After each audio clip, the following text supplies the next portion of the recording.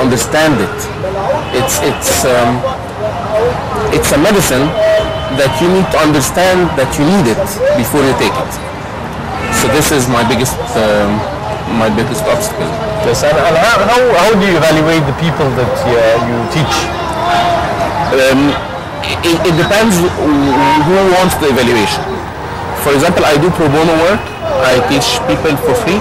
So in this case, I need to evaluate them when I recruit them.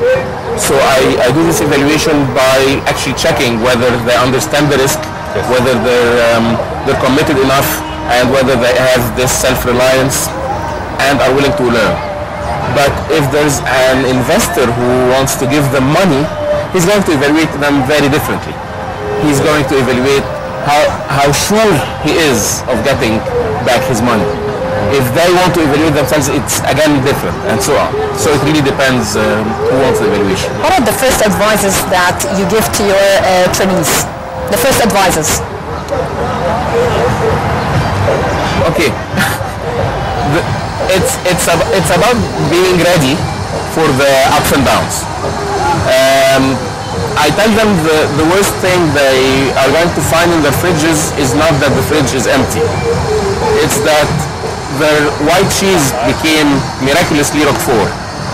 So, and here they start to understand that it's not all flowers and roses. Yes. So this is the thing. And I try to make them really, to paint the horror movie in front of them. If they pass, I tell them, if you're really ready to live it, you have a chance, because it's going to happen. Yes, it's a very good point, because the past 5 years or even more, the country has been politically unstable, and there has been a lot of turmoil in several periods, and any startup business would have definitely had a hit across this period. So your job was definitely difficult. It had a different strategy, because surviving those hard hits is a difficult job. Definitely, very true. How did you educate those students, or entrepreneurs towards surviving those hits? I do some sort of simulation with them. I tell them to. I go through several steps. The first step is a nice step. I build trust. I make them understand that I really want to help them.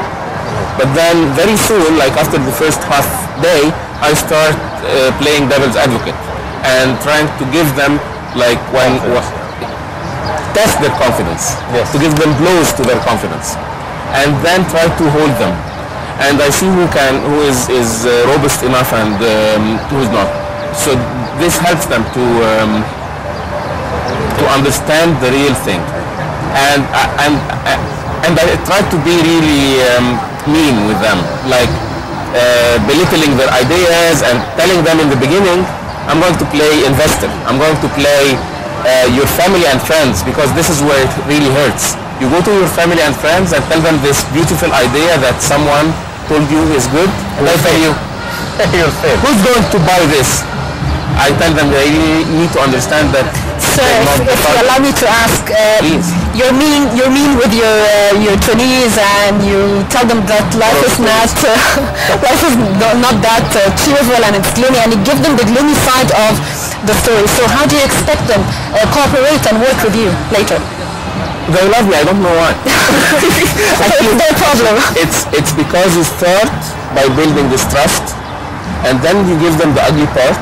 It's a kind of a filter for them. And then I actually give them why we passed through this. So I give them the third step is the sunny step. Yeah. And it helps them see where they're going.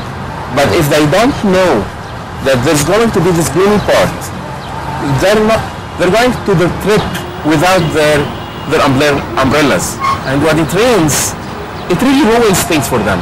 If I tell them you just need the umbrella and your jacket, then when it rains, oh, he said it would rain and it's raining, then we're on the right track. This is why it's very important. An MBA doesn't do this for you. It tells you how to fit in a corporate environment, and it tells you things are going to be fine. So entrepreneur would start from a simple person having a simple product, maybe it's handmade product, up to a level of someone who can start a business that can scale up to several tens of employees. Which segments do you deal with, and what are the differences in terms of learning? My personal experience, you mean? Yes. I deal with two main segments and one that's not a main segment. The first segment I deal with is actually you wouldn't normally consider them entrepreneurs. They are the second generation of family businesses. So actually they need to reinvent the business while not saying that they're reinventing it. And they have all of these issues with their parents and the older generation because they're actually presenting a new product to a new economy in a new way. This is entrepreneurship. So I work with these. The second one is the fresh graduates and people who are, I call fresh graduates either if you're graduated from university or you just graduated from your full-time job. These have different issues. They don't have the business running and they need other things. And people who are still undergrads who need just to understand things and not start anything. So these are the three main categories I work with. Okay, according to your experience in this field, what are your remarks about the youth of nowadays? I'm noticing that we have two kinds, very separate kinds of Egyptians. One of them is pretty much entrepreneur ready. They're 80% ready already before you start working with them. And the other ones, they cannot be entrepreneurs. They might be more intelligent and everything, better educated maybe, but they're not willing to rely on themselves nor take a risk. Yes. And the problem is with these two people, I see the difference, they don't. So if one of these people is befriending others from the other group, they start feeling depressed because they don't really understand what's happening. So this is my biggest remark, and if I may add an advice to please, if you're considering to become an entrepreneur, make sure to see who you're mingling with and understand these two people. That's right. Finally, Ahmed Hazem, entrepreneurship trainer, would like to thank you very much for joining us. It has been a great pleasure. Thank you very much. The pleasure is mine, definitely. Thank you, sir. And we're going to this short break, and when we come back, we are going to talk more about our final topic, which is the Gameza band. Stay with us.